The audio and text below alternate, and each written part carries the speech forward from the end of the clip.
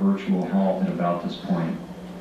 And here in the normal version, you see how much more quickly to speed it up. It's much harder to determine. Many of the people who asked the question why Jackie Kennedy did not report this, it should be fairly evident that she wasted no time in getting away from the attacker. Lights, please. Did everybody see it? Okay, those of you who did not see it, please come up to the front. And would some of you in the front not see it? Okay, good. Let's move right on along here now. What I'm showing you here is an aerial photograph taken of Area 51, otherwise known as Dreamland or Groom Lake. It is a super top secret area in the Nevada test site where we are test flying the alien craft. Now, a lot of people didn't believe what John Lear and I have been telling them for a long time. And there is a radio show in Las Vegas called the Billy Goodman Happening. Is there anybody here who listens to that? One gentleman in the back. Did you hear the Groom Lake trip? Yeah, every once in a while. Okay. What happened was they didn't believe what we were telling them, and all these people wanted to go out and see for themselves. So they put together this trip to Groom Lake. Now, in anticipation of this, a reporter from Santa Clara came down, got a grant from a radio station up there and came down and camped out up there watching Groom Lake for a week in advance and phoned in reports every night to the radio station. And he had dozens of sightings. Unmistakably unidentified flying objects that could in no way, shape, or form be aircraft. All in the Groom Lake facility, in the air, doing things that are impossible to do. On the fateful night, 100 of Billy Goodman's listeners and Billy Goodman and about 9 members of the Lincoln County Sheriff's Department went up there and had a vigil. They had 4 sightings, and then the majority of the group left. 4 good sightings, and then the majority of the group left. 12 people stayed there all night and had 15 more documented sightings that they are ready, willing, and able to swear to. So, you can do with that piece of information whatever you wish. I suggest that those of you who can tune in to the Billy Goodman Happening every night, Sunday through Friday night at 10 p.m. It goes from 10 p.m. till 1 a.m. in the morning. It is the only radio show, in fact, it's the only media in the world that accurately reports the UFO issue. I have been a guest on there many, many times for the whole 3 hours. He has had Colonel Bo Greitz on there. He has had Brad Steiger on there. He will have anyone on there who knows anything about this and wants to be on. All you got to do is write him or call him, talk to him. His daytime number is area code 702-451, and I hope you're writing this down, Virgil. 702-451-3131 in the daytime. If he's not there, please leave a message for him. He will get back to you. What is the name again? His name is Billy Goodman. What is the frequency? It's 840 on the AM dial. Now, I've tried to get it on my car radio here. That station is 50,000 watts, and it's heard in Canada. The whole state of California can hear it, Oregon, Idaho, all over the place, but I can't get it on my car radio in Sedona, Arizona. It's incredible, because it is the only... Billy Goodman, in my estimation, is a hero, because everyone else who has ever tried this in the past has lost their job, or the radio station has blown up, or something has happened. But Billy Goodman has sworn that he's going to persist until the truth comes out. So he will talk about it every night. He talks about other things, and he has other guests on, and he has entertainers on, and things like that, but his main issue is the UFO and the drug issue, and he wants to get to the truth. And he has sworn that he will persist until the truth comes out, and nobody will make him stop, and I believe him. He's doing an absolutely wonderful job. Now, what does all this mean? It means that the secret government is not our government, and it is in full control and is powerful enough to assassinate a president and get away with it. They were powerful enough to tell Lyndon Johnson not to seek another term, and he didn't. How many of you have ever read or know anything about Lyndon Johnson? Anybody in here? He was my teacher at school. What did you learn about him? Not much. Do you think he would have not run for another term? This is one of the most ambitious men that ever lived. He was a politician's politician and one of the dirtiest of them all. And he wanted it all. He didn't run again because he was told by MJ-12 not to run again, because for him to run again and make a reversal on a Vietnam policy would have embarrassed the entire administration and could not have been explained. They needed to get another president in who would pull the troops out of Vietnam, because Vietnam was becoming an issue that was going to pull the government down. And Johnson was for finishing the war, not pulling out. President Nixon was forced to resign. The Watergate incident was created. Deep Throat was not one person, it was 3 people. The Washington Post is owned, and the editors all belong to the Council on Foreign Relations. Now, I don't mean owned by the Council on Foreign Relations as a body. It's owned by members of the Council on Foreign Relations. If you think that Bernstein and Woodward broke that story all on their own and their persistence, you better think again. They were led through that by their nose. Nixon was forced to resign. Nixon did something wrong. Did several things wrong. One, he opened up China. China had been isolated intentionally by the Soviet Union and the United States to prevent them from reaching a level of technology that would increase the pollution in the atmosphere and in the water of the earth. He did some other things, too, that they weren't too fond of.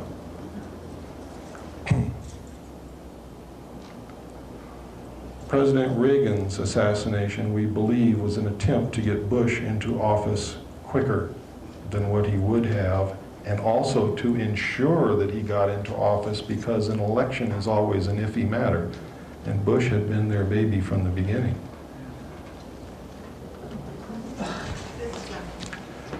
What can we do about this? Let me tell you what we can do about it. I think we misunderstood something. What? Say Reagan's assassination? No, attempted assassination.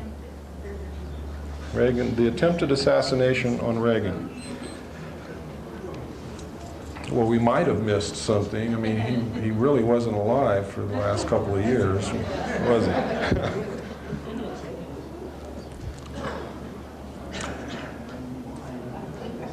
What can we do about this? It's very simple.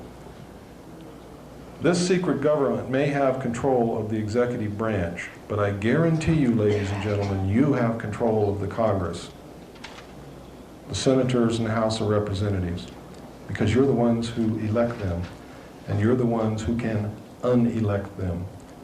You can impeach them. You can investigate their background and dig up all the dirt that lies behind every single human being that ever lived. And if you think that's not true, I'll prove it to you.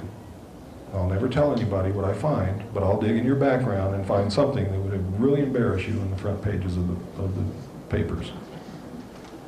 Because none of us are really without sin. So you can get those guys if you want to. You can play the same games they play. You can investigate their background and dig out that dirt and put it in the front pages of the newspapers. And you can cause them to fall that way. Another way is you can write them letters and say, listen, this is what I know is going on, and I want it stopped, and I want those responsible prosecuted to the fullest extent of the law, and if you don't do this, I'm going to do every single thing in my power to make sure that you never hold even the office of dog catcher in any city in this country. Now you do have power, and you have friends that you can influence, and you can talk to groups as I am talking to groups, and we will furnish you information if you need it to do that. But this needs to be done. It must be done if you are to keep your freedoms, because they are going to take them away from you, and I guarantee you that. When the members of the Congress begin getting these letters, they're going to get worried, because that's their future. You're talking about their paycheck. You're talking about their life. You're talking about the security of their family. Now you're hitting them in the gut. Really in the gut. Then you have to follow through with it. You have to start putting pressure on them. You have to follow those letters up with phone calls, and you have to get your friends to write letters and your friends to call.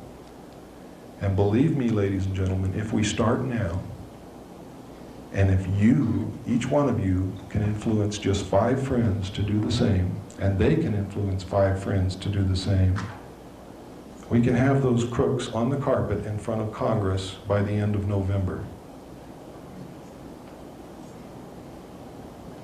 We can do that. You can do that.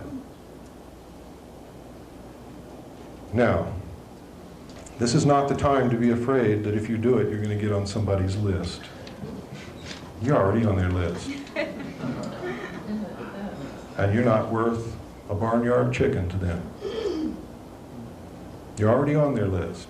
They don't care about you. They don't care about any of us. They will tolerate us as long as we are useful, and that is as far as they will tolerate us.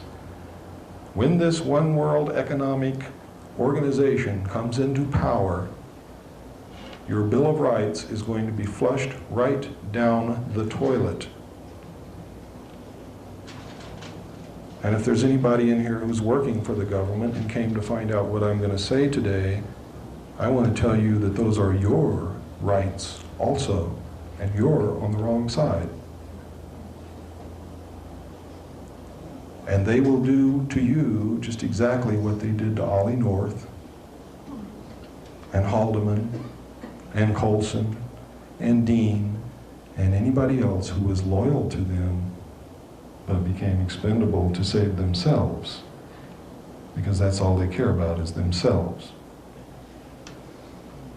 Don't misplace your loyalty. Your loyalty belongs with the Constitution of the United States and nowhere else. It does not belong with me. I'm just marching into battle with you. Maybe right now I'm a little out in front, but believe me, when you start reading on your own and researching and looking into this, you'll run up here with me. I know you will. I have great faith in you.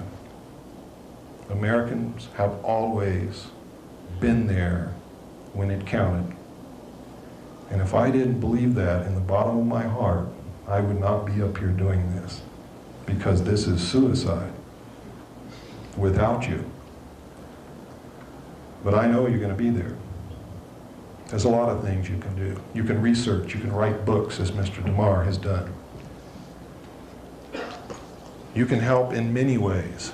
One of the ways that you can help is start teaching our children what the Constitution is, because they don't even know. And you know something? I'm not going to do it because I don't want to embarrass you, but you don't know either. Most of you in this room can't even tell me hardly anything about what the Constitution says, and you know it. That is the United States. It is our freedom. It is everything that we stand for. It is the only thing on earth worth protecting besides our family and our loved ones. There is nothing else to fight for. There is nothing else that has ever given anybody the freedoms and the chance and the opportunities that our Constitution gives us. And we must never lose sight of that. The Constitution has been taken out of the school books intentionally, ladies and gentlemen. The Rockefeller family owns most of the teaching colleges. Did you know that? They also own most of the textbook publishing companies. Did you know that? Did you know that the Federal Reserve is not an agency or a branch of the United States government, and our money is nothing but worthless printed paper? Did you know that when you pay your income taxes, you pay them to the IRS, which also is not an agency or a branch of the United States government? It is an agency of the Federal Reserve. It is the collection bureau to repay our national debt to those whom we borrowed it from. When you get your refund check, it does not come from the money you paid in. The money you paid in to income tax goes to the Federal Reserve to pay off the national debt. The United States government, to give you your refunds, has to borrow again from the Federal Reserve to give you your refunds, and we go more into debt. And did you know that if we started printing $100 bills right now with all the money printing presses that we have at our disposal and printed money 24 hours a day, every day,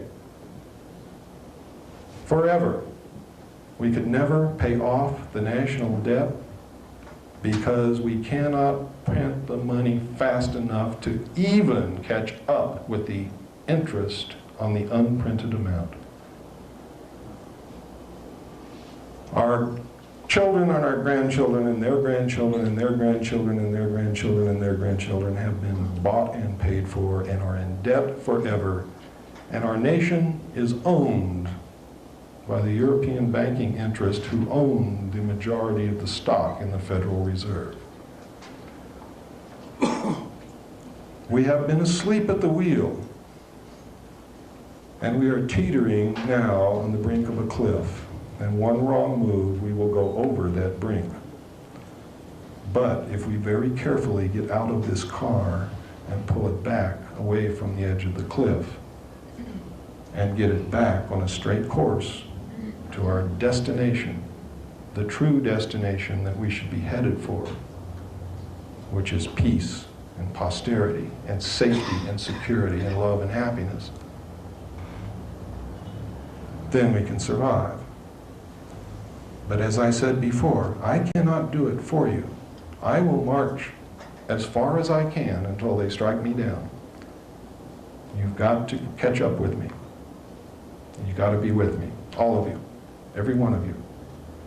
If you go home and sit and think the rest of it will do it for you, then there may be somebody else sitting, thinking the same thing, and somebody else, and somebody else. And we might end up with everybody thinking that somebody else is going to do it for them.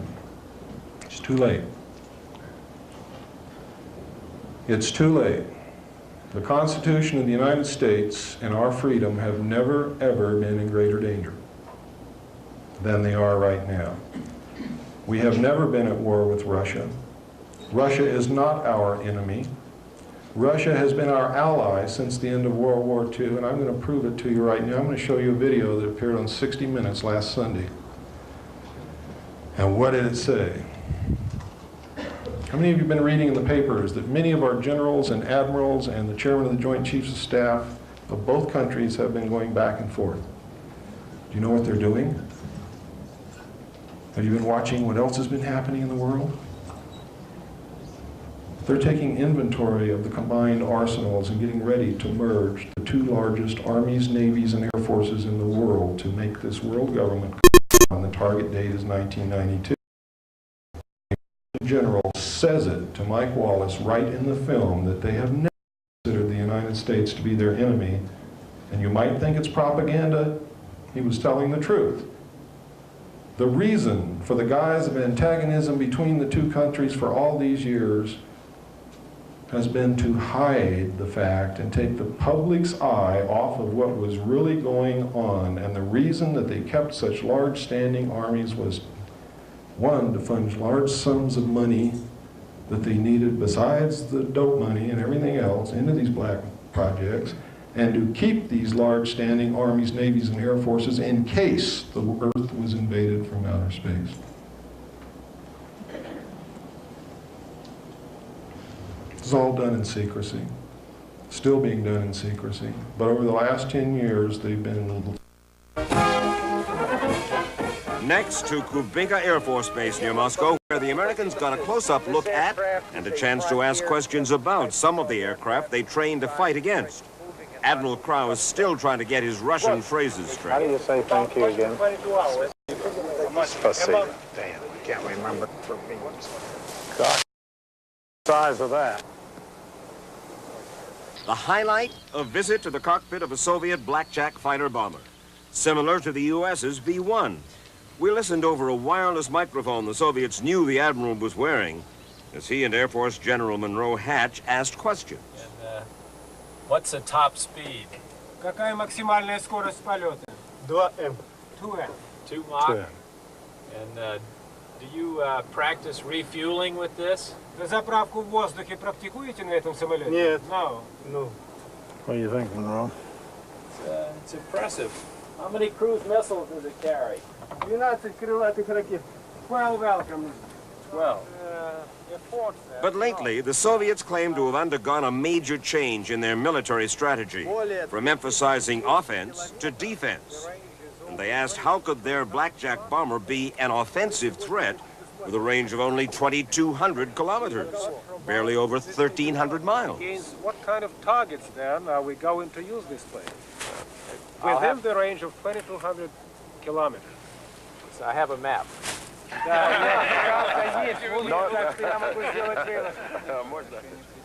Then General Moseyev made a remarkable statement.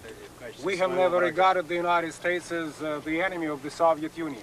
And we do not regard any possible scenario which would involve unleashing a conventional warfare or nuclear warfare, the most so against the United States. You and I are literally members of a transitional generation, tasked at this moment to re-examine the way our two societies have thought. Telling you the truth. How many of you saw the end of the Olympic Games in Los Angeles? Anybody? Anybody see it on TV or videotape or on the news? This incredible event, the most beautiful, authentic-looking UFO you ever saw, came down out of the sky and landed right in the middle of the stadium. It was awe-inspiring. It was beautiful. The crowd went wild. It was shining down the blue beams of light exactly as the abductees described them. It was an exact copy of the real thing. It was sponsored by Levi Strauss. How many of you saw the Levi Strauss Docker Slacks commercial recently? Where the guy runs in and says, "Hey, guess what, gang?" He's got on Docker Slacks. "America is hosting EBs." And the guy says, "EBs? What's EBs?" "EBs are extraterrestrial biological entities, and America is hosting EBs." And everybody says, "EBs, GBs." He told us the truth, but we laugh at it. Not too long ago, Gumby on Saturday morning, your kid was sitting there and you thought he was watching good television. Gumby was abducted, implanted, and returned. And the little boy said, "I wish they'd do that to me." What do you think they're preparing those kids for? What else have you been seeing on TV? Alien Nation, who, by the way, look exactly like the group of aliens designated the Orange. How about War of the Worlds, which plays out the reality of John Lear's Lear hypothesis? What do you think is happening with ET, with V, which is telling us that maybe we may have to resist in just this manner if it ever turns out that one of these guys are bad guys? And what happens in V? The bad guys back a one-world government that takes over the world. And the world thinks it's wonderful, don't they? Until one lone CIA agent discovers the truth. And then people form little resistance groups. Well, gang, let's form them before it happens. Let's don't wait till it happens. Let's do it now. Let's prevent it. Okay?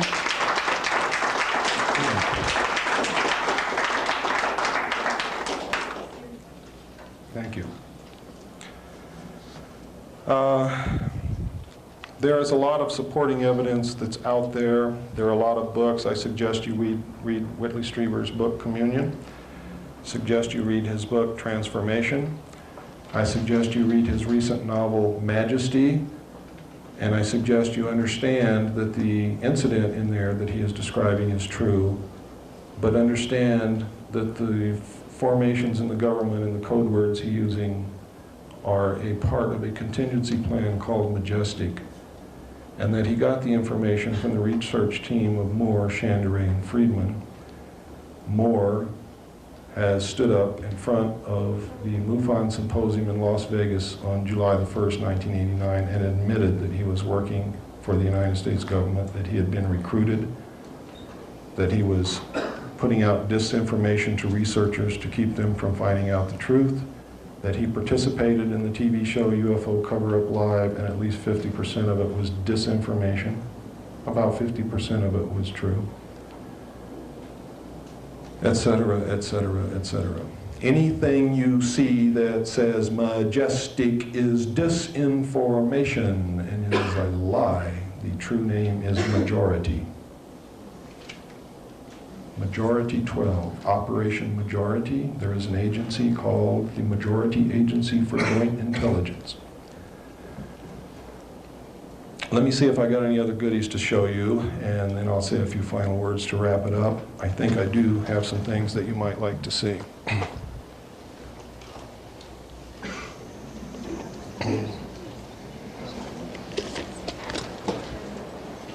I want to show you how disinformation works. Not too long ago, when I first began talking about what I knew, John Lear asked me to come to his home for an interview with PM Magazine. I thought, wow, this is incredible. These people really want to put it on the air? I can't believe it, because it's never happened in the past. You see, there's always been an intense campaign of denial, ridicule, debunking, and character assassination. So I went there in all good faith, and John Lear and I, knowing what had happened to people in the past, took the producer and the camera crew aside, and we said, listen, this was about 8 o'clock in the morning. We said, listen, we'll do this provided one thing, that you submit to a complete briefing by each one of us on everything that we know and all the documents that we possess and the videotapes and the maps that we will show you and the letters that we have from officials of the government admitting that this is true, etc., etc., etc. They agreed to that. So we did it. We briefed them for approximately 8 solid hours with no breaks. When we were through, they were convinced. You see, because we presented the information to them without all the other comments like I'm making tonight, and for 8 solid hours of evidence, not talk, evidence, things that you can see and cannot doubt. And then they spent 4 hours filming us, John Lear and I, and we told them literally everything we knew. And this was for a 30-minute program, and she said, boy, this is going to be the greatest show in the history of television. And John said, you'll never get it on the air. And she says, they've never censored anything that I've ever produced, and everything I've produced they put on the air exactly like I've edited it. And I said, well, I've got to agree with John. I really don't believe it'll air. Well, it aired. And what I'm going to show you is the results of what I have just told you. This is what aired, and I want you to watch it. And then you'll go back to your television set with a different kind of a viewpoint and a different knowledge, I hope.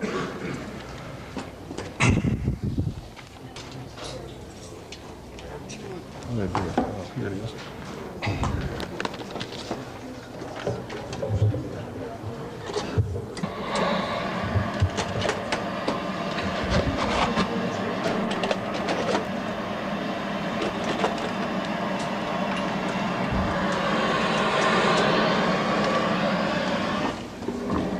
For years now, there has been a small but very vocal minority in this country who make the claim that we have been visited on a regular basis by extraterrestrials. Now, generally, they are dismissed as cranks or crackpots by most of us, but they persist in their belief that the aliens are with us. Some of these people, however, are a little difficult to dismiss.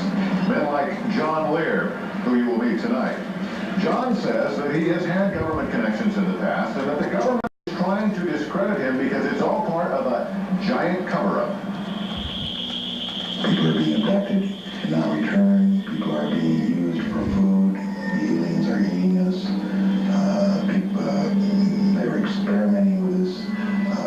Horrible, unspeakable experimentations. John Lear's is an unbelievable story. He's certain that we have been invaded by an alien culture, that they are experimenting on us, and that the U.S. government knows about it. In fact, it's their most guarded, top secret.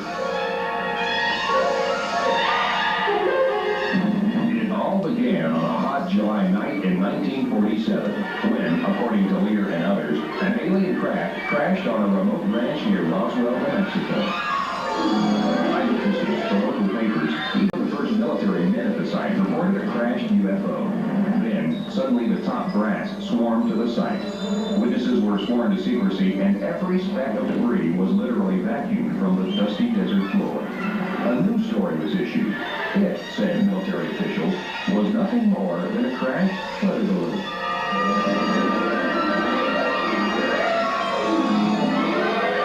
William Moore has written a book on the Roswell incident.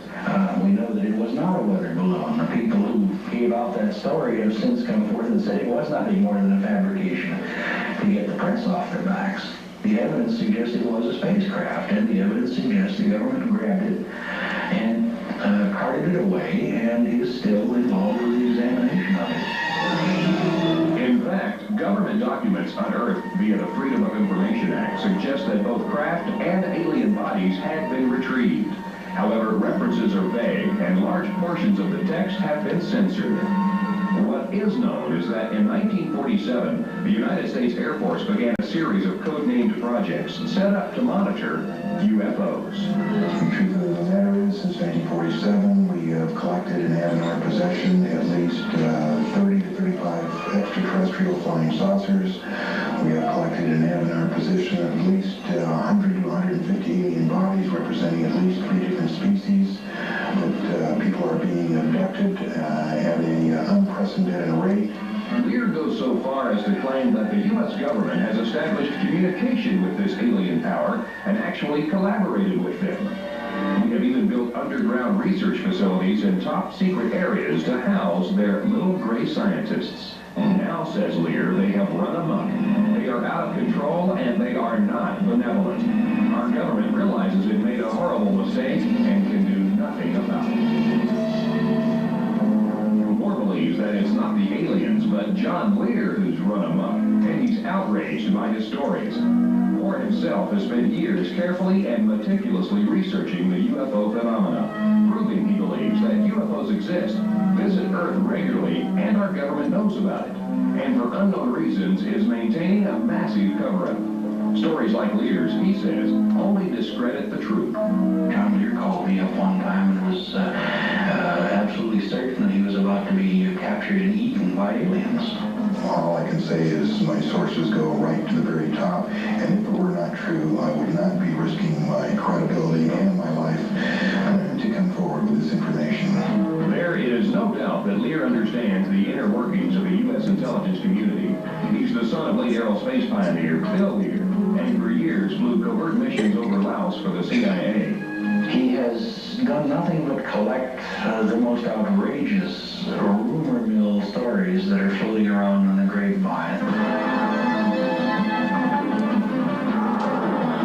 Alien invaders, government agents, secret informants, hoaxes or scams. A cover-up like no other. Is this science fiction at its finest, or reality beyond our wildest imaginations? Has John Lear stepped off the deep end? It's not important that you believe this now, but to file it away for future reference in a month, a year, maybe 2 years. You'll look back on this when the truth finally gets out, and you'll say, my gosh, the son of a gun was right. Well, I suppose anything is possible. John Lear, by the way, is not the only well-connected individual who claims to have had an encounter with a UFO. Michael Shea, a government lawyer, recently told his story of an encounter to the Washington Post. And then there's the Japan Airlines pilot who claims to have seen a UFO over Alaska last year and was able to actually draw a picture of what he saw. Coming up next, basketball buddies, Manu Paul.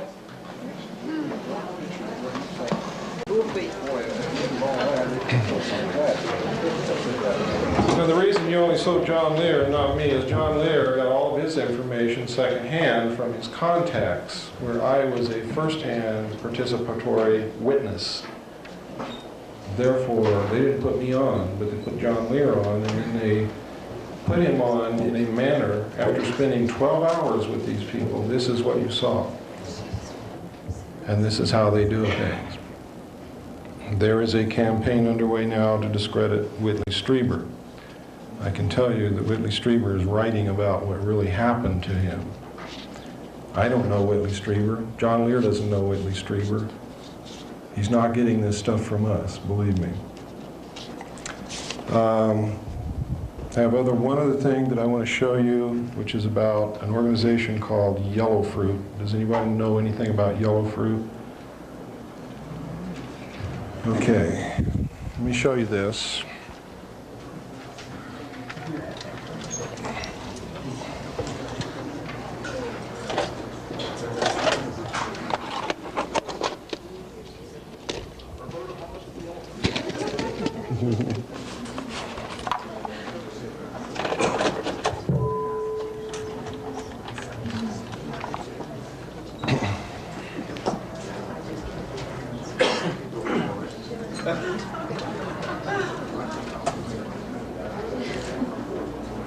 And he said, they're not in my league. And so we minimized disclosure, minimized contact. While Congress struggled to control KCCIA, another secret group operating out of the basement of the Pentagon escaped congressional scrutiny. Known as the Special Operations Division, or SOD, it was created as an anti-terrorist unit following the failed rescue mission in Iran. Much of what is known about SOD is because of the investigative work of this journalist, Stephen Emerson, who obtained thousands of pages of SOD secret documents through the Freedom of Information Act. The Special Operations Division became the new center for intelligence and counterterrorist activities in the Pentagon. In effect, it became a mini CIA for the Pentagon, established in the basement, controlling half a dozen new counterterrorism units, names such as Sea Spray, Quick Reaction Team, Yellow Fruit, Intelligence Support Activity, heavily classified. To this day, the Army does not acknowledge their existence, but all extremely capable, very aggressive in accomplishing their mission, the mission of fighting terrorism and guerrilla subversion around the world. These units were ready to go anywhere and do anything. The bugging of Noriega in Panama, KGB cars in West Germany, the tracking down of a kidnapped U.S. general held by the Red Brigade in Italy. They were all over the world, and they felt they had a mandate to be all over the world. After all, the CIA was a shadow of what it used to be. And the Special Operations Division was literally stepping into a void. SOD may have been stepping into a void, but it was doing so with enormous resources.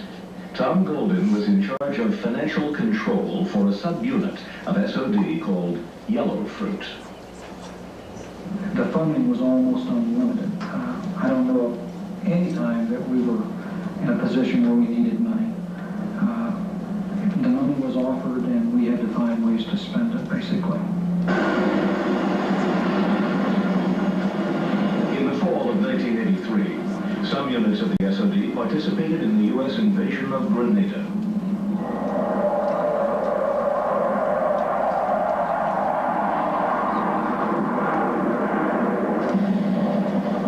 By then, the secret team's existence was known to National Security Council staffer Oliver North. It is believed that North, who worked closely with CIA Director Casey, quickly recognized how useful this super-secret group could be to the CIA in Central America.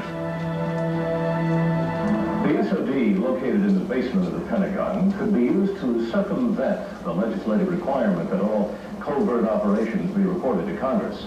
Thus, the SOD could become a convenient vehicle to be used by the agency to conduct operations which it couldn't get approved, or in funding operations for which it had no money, like support for the Contras in Nicaragua. One of the most severe and scandalous projects ever embarked upon the U.S. military was a project called Yellow Fruit.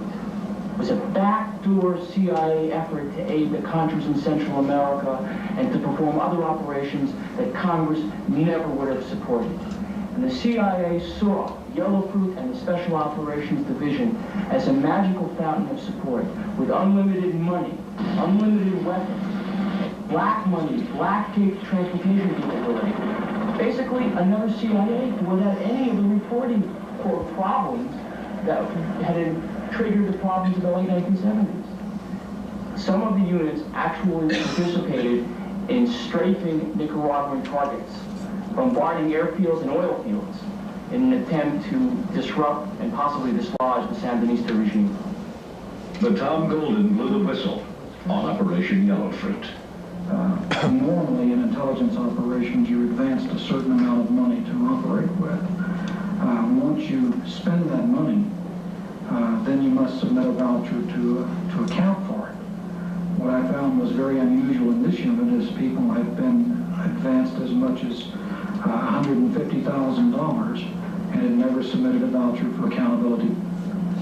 I eventually went to my superiors and reported what I believed to be abuse of funds and possibly fraud. That eventually was surfaced to the leadership of the Army, who ordered a massive investigation into the Special Operations community in general. This is Arlington Hall, Virginia, headquarters for U.S. Army Intelligence. Here, members of the SOD team were court-martialed in a soundproof room. 2 SOD members are now serving prison sentences for financial fraud. But what was most important about these trials was not the discovery of another case of misuse of government funds, but the revelation that the SOD's Yellow Fruit served as the blueprint for what William Casey called the Enterprise. The Special Operations Division and Yellow Fruit had unique access to equipment, material, offshore bank accounts, a secret clandestine Army/CIA aviation unit, a clandestine ship overseas to provide transportation, access to material and weapons, all the seeds that would later basically erupt in the Iran-Contra affair and be known as the Enterprise. And I believe that Yellow Fruit and the Special Operations Division were both being groomed by the CIA and the National Security Council to serve as the cornerstone of the Enterprise to perform operations in Central America and elsewhere that would never be accounted to Congress. Lights, please. Now let me tell you who Yellow Fruit really is. Yellow Fruit, along with Sea Spray, are accountable for security of the alien task projects. They started out as Delta teams attached to the National Recon Organization at Fort Carson, Colorado. Over the years, as their expertise became known and they began to use Delta teams for other things also, they branched off and became independent from the National Recon Organization and from the United States Army. They then evolved into a split organization, one half of which became Sea Spray, the other half became Yellow Fruit. Sea Spray is responsible for the internal perimeter security of the alien projects. Yellow Fruit is responsible for the outer perimeter security of the alien task projects. If you attempt to get near the boundary of Area 51, you will meet Yellow Fruit. They will intimidate you, they will scare you, they will flash guns in your face on public land where you have every right to be, and most people will go away, which is the prudent thing to do. Now, if you get to the boundary of Area 51 and put 1 foot across, you are now the property of Sea Spray. And no one who sees Sea Spray ever sees anyone else.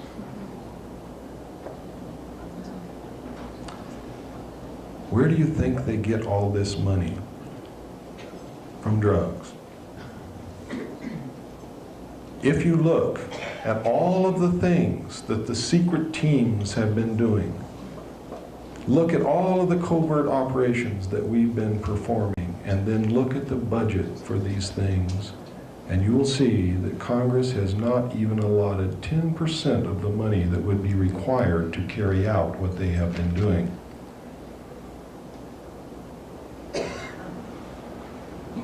In the words of John Lear, whom I consider to be one of the greatest patriots in this country, wake up, America, you've been had.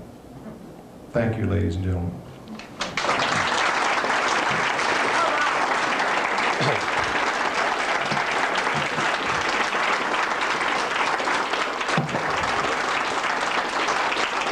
We have information at the back table. We have some tapes.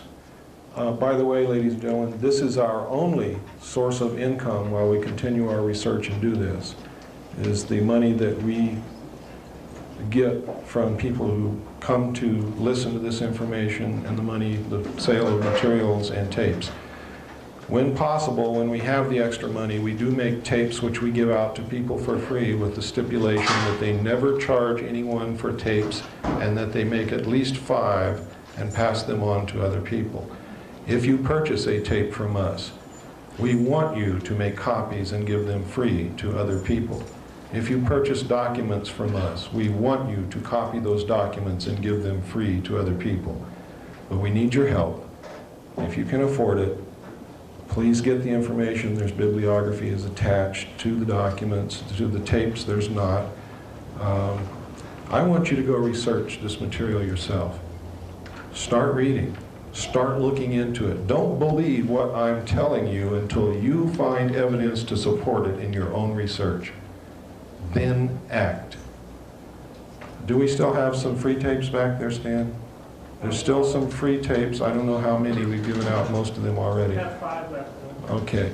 Also, anybody who wants to order a videotape of what happened tonight, who do they see?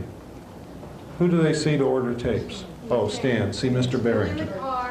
Make a check out Okay. and give it to Stan. How much is it? How much? It's right on the card. $24.95 for video, $10 for audio. Who do you make the check payable to? William Cooper.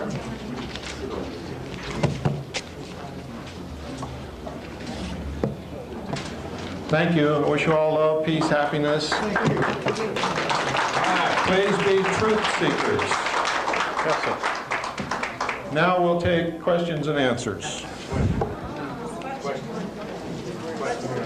Yes, sir. Got 3 short. Okay. The Eisenhower Treaty. Oh, well, let me make this one statement first. When you consent to ask a question, you are consenting to have it included on the videotape. It is implied permission. Okay, I have to tell you that because the videotape is going to be disseminated to whoever wants it. Okay. The Eisenhower Treaty. That was to accomplish what? Question 1. That alien entity, is that one of the alien, or is that a representation of the total alien influence making the treaty, or is it just one alien? Okay, the question, ladies and gentlemen, was, What are the alien projects? he wants to know what the treaty was between Eisenhower and the alien nation that we made the treaty with. Number 2, did the parties to the treaty include just one race, or were they representing all the different races of aliens? And what was the third question? What are the alien projects? What are the alien projects? There's a lot of alien projects. The first question, the terms of the treaty were that we would keep their presence on Earth a secret. We would not interfere in their affairs. They would not interfere in our affairs, and we were particularly interested that they not interfere in anything that would affect our future. We were really interested in that point. Another term of the treaty was that they would furnish us with advanced technology. We would, in turn, allow them to abduct human beings on a limited periodic basis for medical examination and the monitoring of our development only. We have since, over the years, found out that they have gone way beyond that, way beyond it, and are doing, in fact, very terrible things to a select few human beings that are abducted all around the world. The third part of, or the second part of your question is, did they represent one race or all of the races of aliens? No, this group represented one specific race at the time that I saw the documents. We have evidence now that they may be also, they may have also entered into agreements with other races of aliens, and we do not know what the terms of those agreements, if indeed there are agreements, are. The answer to the third part of your question is there are many projects. There are really too many to go into to answer one question, but there's projects to exchange technology. There's genetic engineering. There is mind control manipulation going on. There are test flight of the alien craft. There's a secret space program that has actually built a base on the moon and a colony on Mars. These exist. We have documents that can prove it. We have letters from people who participated in the projects. There is a book called We Discovered Alien Bases on the Moon, written by a man by the name of Fred Stetling, which includes actual photographs, NASA photographs in that book that show the bases, that show the alien craft on the moon, that show the facilities in the craters, the domes, the spires, the structures. They are some of the exact same photographs which I viewed between 70 and 73, which were a part of a portfolio which made up the information that I saw. It does not include all of the photographs which I saw, but there's a pretty good representation there. God, I could go on and on and on. But pardon? If you see someone, do you have a metaphysical bookstore in town? They should be able to find that book for you, whoever it is. Who was the writer? Fred Stetling. I think that book's been out of print for about 10 years, hasn't it? Oh no, you can get it from Fred. Yeah. Yes, ma'am. Is it possible to force an audit of the Federal Reserve? She wants to know if it's possible to force an audit of the Federal Reserve. Yes, it is. It is not only possible, but it is happening. The momentum now is being gathered. A bill is being introduced into the Congress shortly to do exactly that, to audit the Federal Reserve. The Federal Reserve has never been audited. If and when it is ever audited, this country's in for a rude awakening. Now, I suggest that you write your congressman to get behind this bill, insist that it be passed. Also include another paragraph insisting that they put another bill through Congress to nationalize the Federal Reserve, cancel the debt, and print our own money so that you can't owe yourself. The reason we owe somebody is because we're not printing our own money. They're printing it for us and loaning it to us, and it's not worth anything anyway. It's like me printing paper, giving it to you, and saying you owe me your ranch because I gave you some paper with my name on it. I mean, it's insane. It is. It's insane. It's absolutely insane. And how we've stood for it all these years, I'll never know. And I'm just as much to blame as anyone else. Yes, ma'am. Why was Nelson Rockefeller murdered and by whom? Pardon? Why was Nelson Rockefeller murdered and by whom? Murder who? Nelson Rockefeller. Why was Nelson Rockefeller murdered and by whom? Why was he murdered? I never got up to that level to find out. I don't know. Didn't he have a heart attack by injection? I'm afraid that that is quite a normal way of getting rid of people nowadays. Do you know anything about him? I know an awful lot about Nelson Rockefeller, but I do not know why he was murdered. I do believe, though, as you do, obviously, that he was murdered. Did Kissinger have something to do with that? Henry Kissinger may have. Henry Kissinger was Rockefeller's man. Rockefeller bought Henry Kissinger back in 1953 when he gave him $50,000.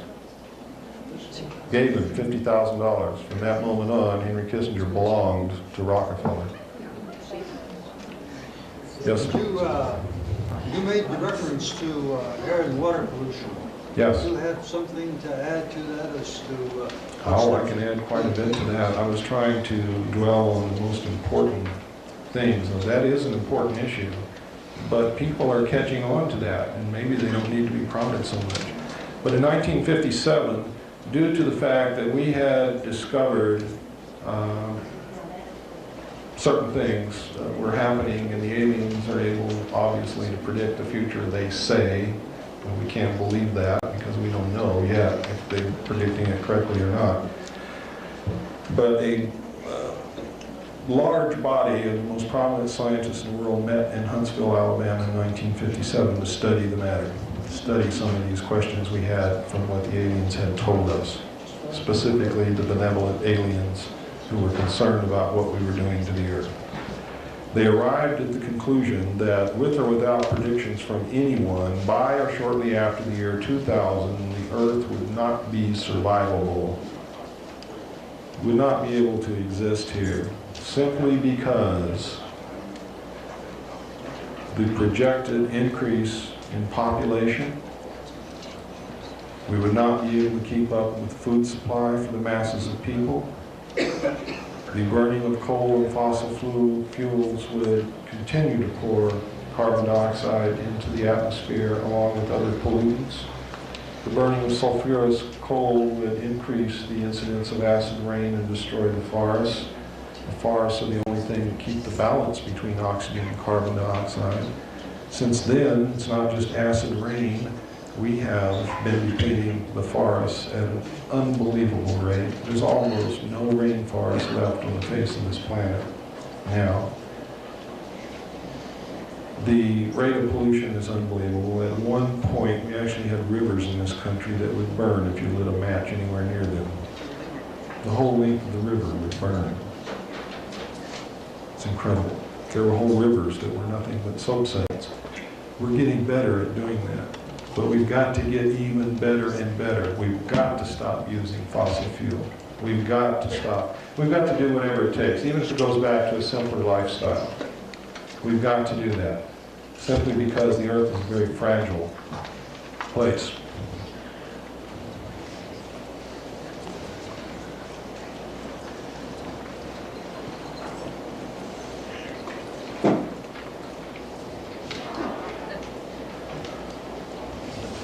Does that answer your question, sir?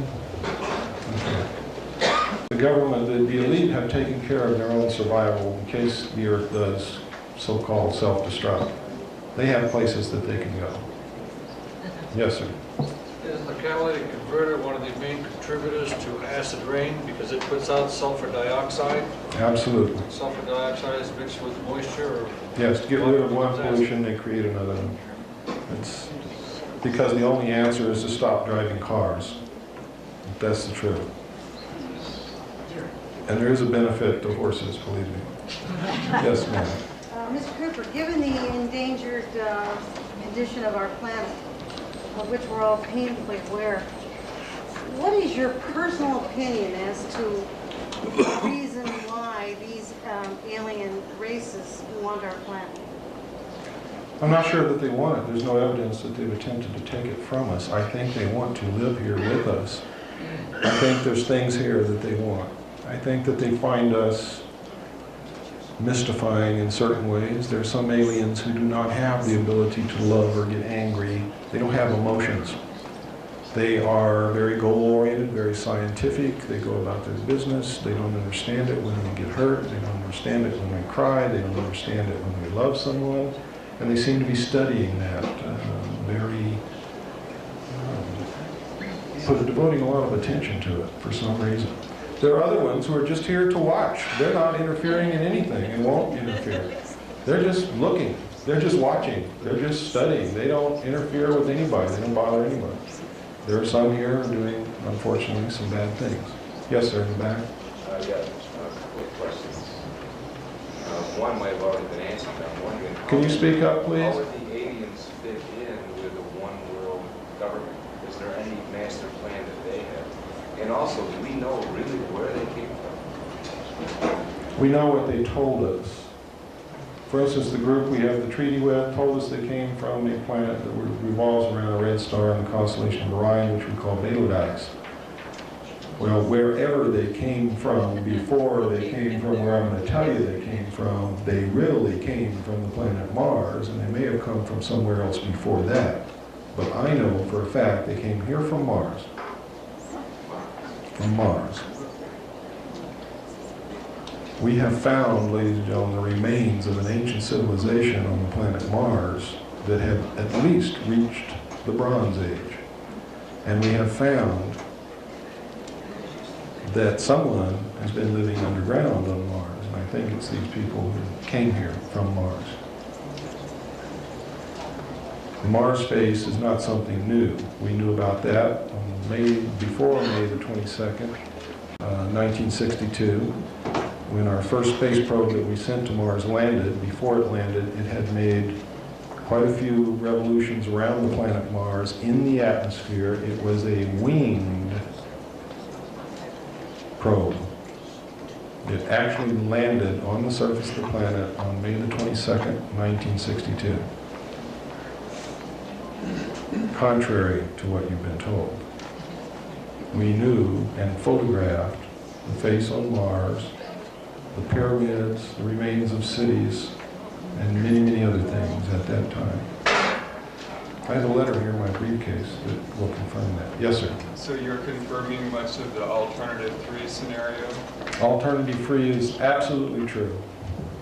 Now, in the book, you will find some misinformation, because as they reveal these things to the public, they also put in things that can be proven false in case they ever want to renege on it.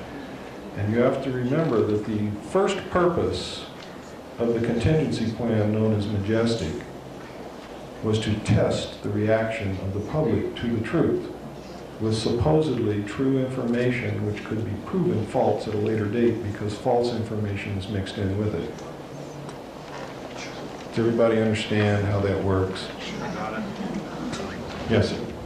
Is there any way to tell whether there are good aliens or bad aliens, or is there any way to contact or places to go where you can see them that are, like you said? I can't take the responsibility of telling you who is good and who is bad because I can't make that determination. There's so much lies and so much deception mixed in with the good aliens and the bad aliens that I cannot determine who is who and what is the deception and what is reality. And I advise all of you to take extreme caution in making any kind of judgment, because the bad ones will present themselves to you as being good to manipulate you. The good ones will lie to you to manipulate you to reach their ends, which they think is good for you. Some of them have a policy that they won't interfere with you no matter what. They just won't have anything to do with us.